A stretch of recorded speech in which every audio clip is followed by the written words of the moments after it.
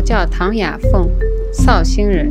笋干菜是我家乡的一种传统食材，它是芥菜和笋加酱油煨煮后晒干制成的，用来烧肉非常鲜美。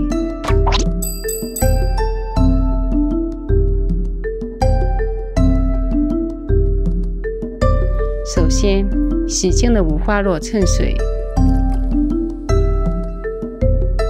切成3厘米见方的小块。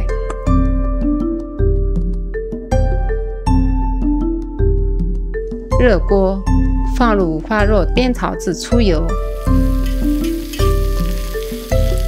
加生抽、老抽、黄酒和白糖继续翻炒。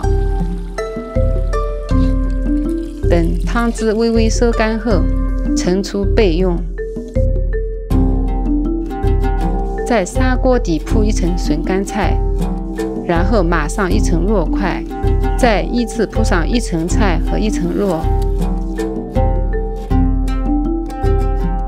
最后撒适量白糖整味，盖上砂锅盖，放入锅内，中火蒸2小时。鲜咸入味的笋干菜烧肉就做好了。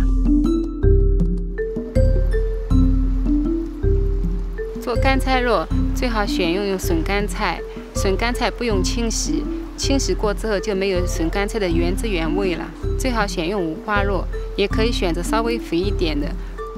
做干菜肉最好是放在砂锅里蒸，砂锅它比较有保温性，这样蒸起来的干菜肉更加入味。绍兴的笋干菜有很多种做法，除了可以做干菜肉，也可以做干菜烧乌鱼、干菜烧四季豆，特别是笋干菜烧肉是最好的。